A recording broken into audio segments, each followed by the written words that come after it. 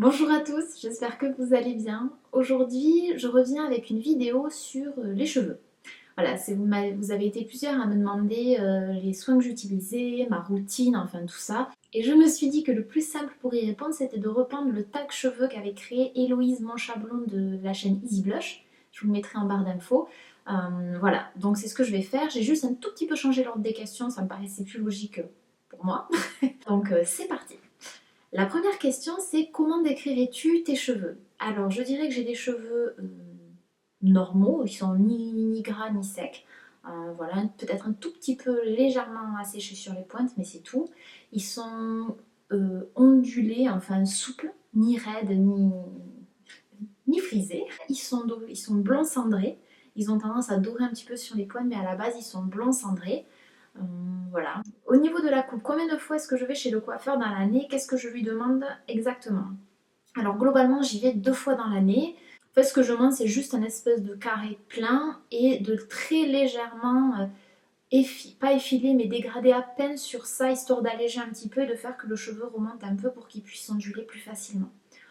Voilà, et donc je vais en général une fois chez un coiffeur standard et j'en profite pour faire les mèches, je vous en parlerai après. Et la deuxième coupe, en général, je vais faire une coupe énergétique. Et je vous ferai une vidéo, j'ai déjà tourné une petite vidéo à ce sujet pour vous expliquer ce que c'est, donc pas de panique, ça va arriver. Donc justement, est-ce que je fais des colorations? Si oui, lesquelles? Alors, je fais effectivement voilà, juste des mèches sur les longueurs une fois par an, voire moins. C'est vraiment quand je sens que j'ai besoin d'un peu plus de lumière au niveau du visage parce que le blond cendré est quand même un blond qui est euh, très bien pour faire des mèches apparemment, mais un petit peu triste à mon goût. Donc c'est vraiment le seul truc sur lequel je ne fais pas de soins naturels, je ne fais pas des mèches à l'argile, tout simplement parce que le coiffeur dont j'aime vraiment le travail parce que c'est hyper naturel et que ça dure vraiment dans le temps, ne fait pas ça. Il utilise des produits qui décolorent très doucement, donc ça m'abîme très peu le cheveu, ça c'est clair.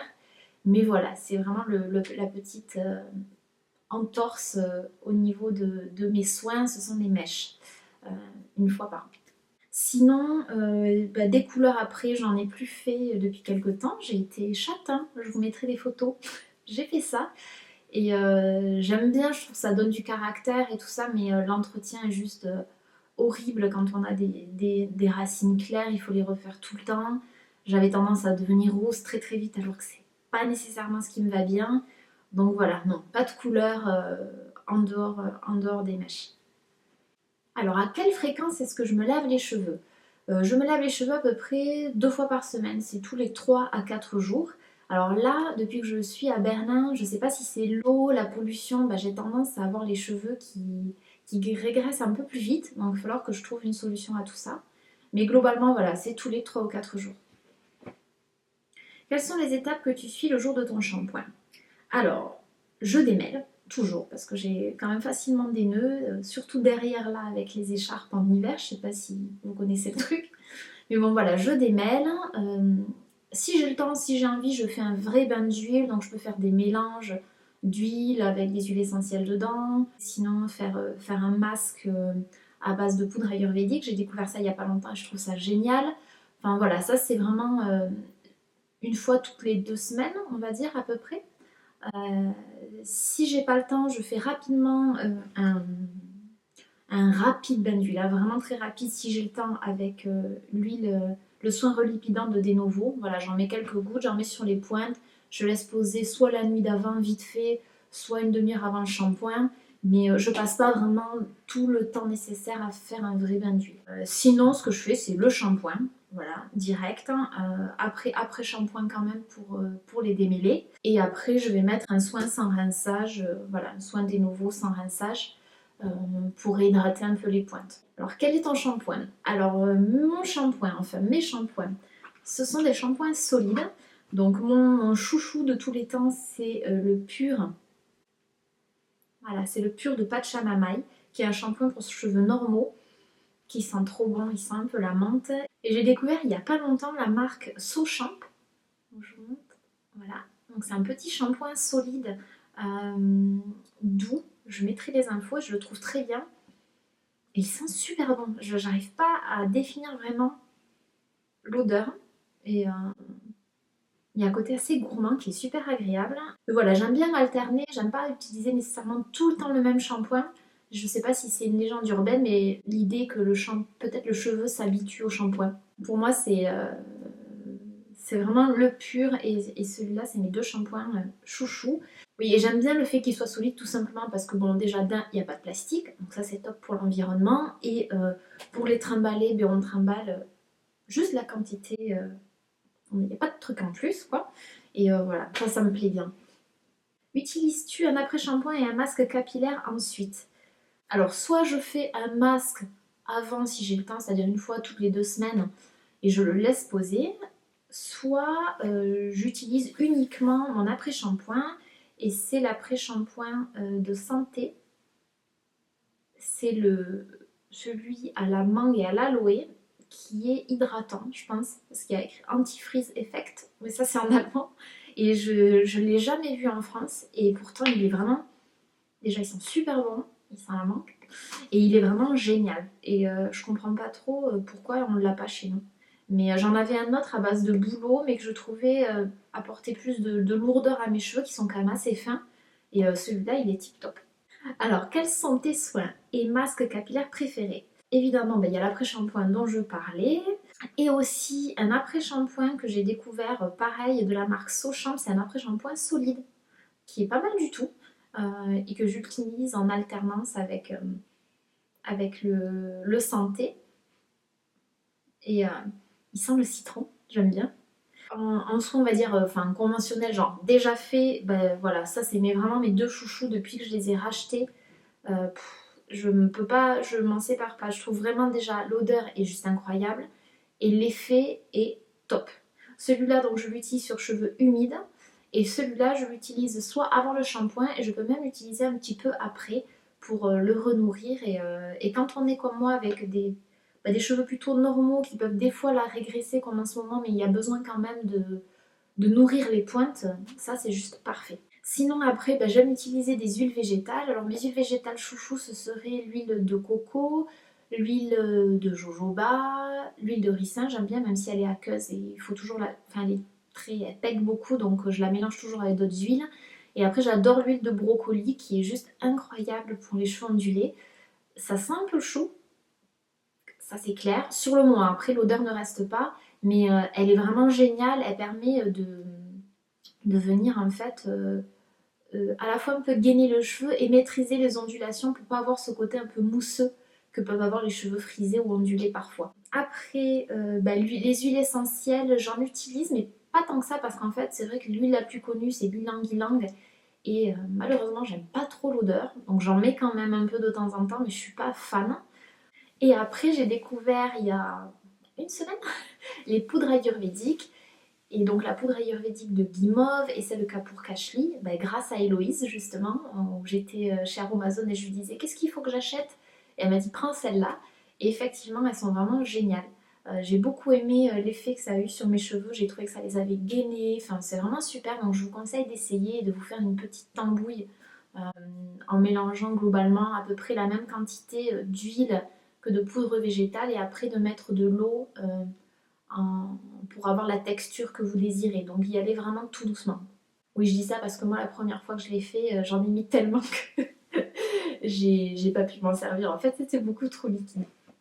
Et sinon, j'aime aussi beaucoup le gel d'aloe vera pur que j'aime beaucoup mélanger avec un tout petit peu d'huile. Quels sont tes 3 produits cheveux favoris? Bon, je vais faire dans la redite. Les soins des nouveaux, mon shampoing Pachamamaï et l'après-shampoing santé. Ça, c'est les trucs sans lesquels je ne me déplace pas. Voilà, ça me suit partout. Surveilles-tu la composition de tes produits? Si oui, quels sont les ingrédients que tu invites? Alors oui, ça c'est clair que je surveille la composition de mes produits. Ils sont tous bio ou comme la marque des nouveaux qui n'est pas bio avec une composition qui est irréprochable, d'origine naturelle au maximum. Ce que j'évite, c'est les silicones. Les sulfates, j'essaie de trouver des sulfates doux. Et après, évidemment, tous les conservateurs, les choses comme ça, je les évite. Donc, pour plusieurs raisons, mais c'est déjà tout ce... Par exemple, les silicones, c'est parce que c'est à la fois mauvais bon, pour le cheveu, pour la peau, ça c'est clair. Ça alourdit le cheveu, Enfin, il y a vraiment, je pense qu'on en parle beaucoup et tout le monde le sait, mais c'est aussi parce que c'est super mauvais pour l'environnement. Je sais même pas s'ils sont biodégradables. Donc en fait, ils polluent énormément les eaux. Donc quand on va se doucher, à chaque fois, ça finit dans les évacuations. Donc voilà, ça c'est une des raisons de plus pour lesquelles moi je vais vers le bio. Parce que de toute façon, quand un produit, il me semble, a une composition bio, il ne peut pas y avoir de silicone. La composition, le label bio exclut le silicone. Du moins en France, il me semble. Sèches-tu tes cheveux à l'air libre ou au sèche-cheveux?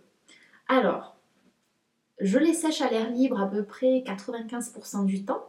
Et les seuls moments où je peux des fois utiliser le sèche-cheveux, c'est en hiver si je dois sortir, que j'ai pas eu le temps de les sécher, ou les quelques fois, c'est-à-dire à peu près 3 fois dans l'année, où j'ai envie de vraiment les lisser. Mais c'est super rare. Sinon, c'est à l'air libre et je crois qu'ils apprécient. Et sinon, ce que je fais pour éviter le sèche-cheveux et pour pas prendre genre de fer pour bien redéfinir mes boucles ou tout ça, c'est que je fais une tresse africaine après m'être lavé les cheveux et je les laisse sécher avec la tresse africaine. Alors moi, ils mettent une plombe à sécher, c'est un truc de dingue. Je sais pas si c'est parce qu'ils sont poreux ou quoi, mais ça peut prendre genre toute la journée. Donc c'est vrai que je fais pas trop ça l'hiver, mais sinon voilà, c'est un truc que j'aime bien faire. Te brosses-tu les cheveux chaque jour ou seulement au moment du shampoing? Alors ça dépend. C'est soit j'ai décidé d'avoir les cheveux ondulés et dans ce cas-là je ne les touche pas, ou du moins le moins possible, je vais les démêler juste avec les doigts. Et après, si je les ai en fait un petit peu peignés après le shampoing pour les avoir plus lisses, dans ce cas-là je peux les peigner 2 fois par semaine. 2 fois par semaine. Oui, 2 fois par jour. Donc matin et soir, voilà. Attaches-tu tes cheveux pour dormir? Si oui, comment? Alors je les attache pas à chaque fois. Si je les attache en fait en faisant une espèce de chignon un peu à l'arrache, très haut. Voilà. Donc pour pas l'avoir dans la nuque, parce que sinon ça sert pas à grand chose, ça fait mal au cou. Voilà, et je vais mettre un élastique sans métal, juste en fait, très doux, et je vais me coucher comme ça. Ou sinon ce que je fais, et j'ai pas l'air très intelligente à chaque fois, c'est que je prends mes cheveux, je les relève, je mets l'oreiller, et après je les laisse se poser comme en couronne un petit peu autour de moi. Voilà, pour éviter qu'ils s'en mêlent. Mais sinon je les attache. Comment coiffes-tu tes cheveux au quotidien? Soit genre comme ça, c'est-à-dire je ne les coiffe pas.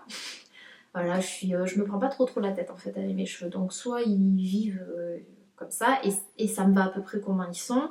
Et si ça me va pas ou que je dois travailler ou quoi que ce soit, bah, je fais en fait un peu le même chignon que pour dormir. Et soit j'y mets un élastique, soit j'y mets une petite barrette. Vous savez, les sortes de bobépines, là, les pinces à chignon.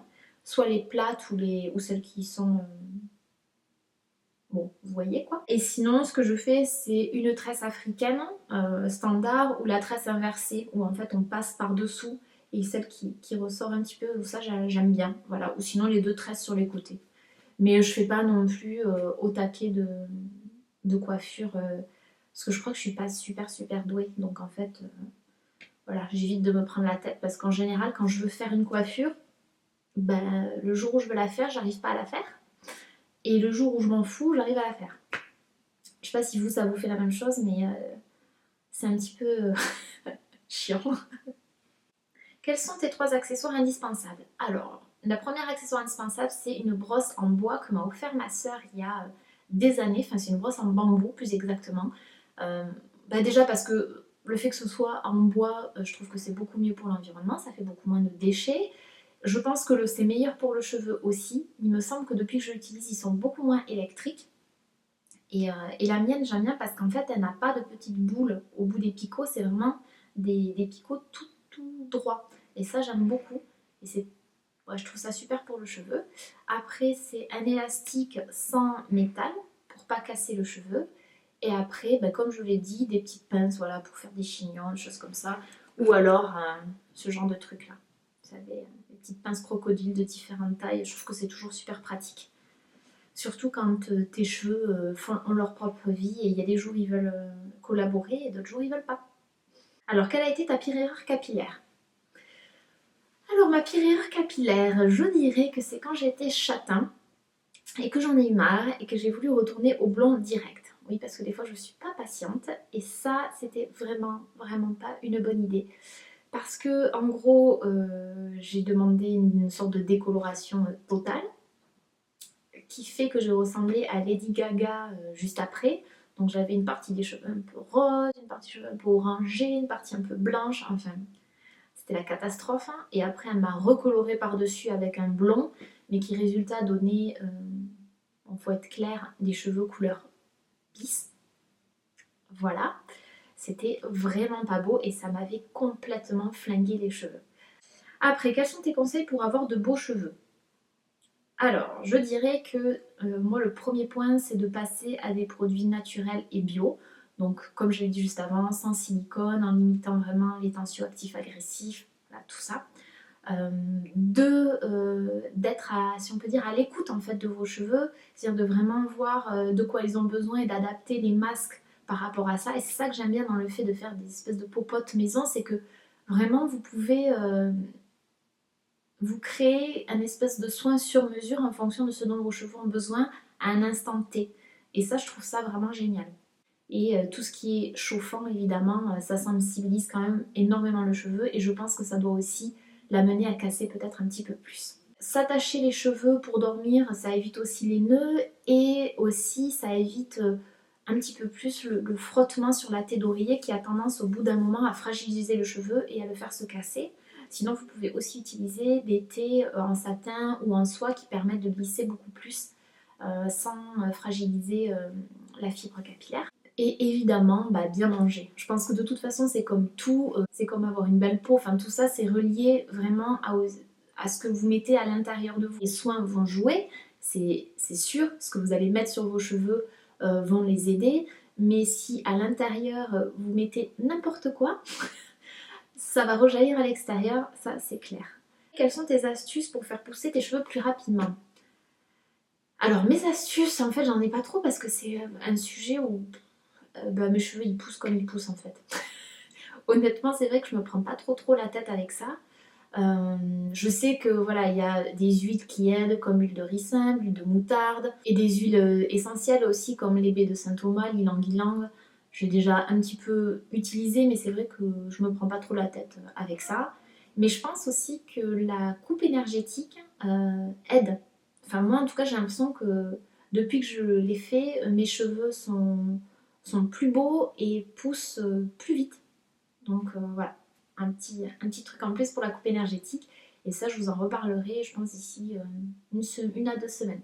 Alors j'espère que cette vidéo vous a plu. N'hésitez pas à me poser des questions en commentaire. J'essaierai d'y répondre au maximum, même si je ne suis pas une super spécialiste dans la beauté des cheveux. Mais voilà, je ferai mon possible. Et aussi pensez à cocher la petite cloche qu'il y a dessous la vidéo si ça vous dit. Comme ça vous préviendra de toutes les prochaines vidéos que je mettrai en ligne. Et n'hésitez pas à vous abonner, à mettre un petit pouce vers le haut, ça fait toujours plaisir. Je vous souhaite une très belle journée, je vous embrasse bien fort et je vous dis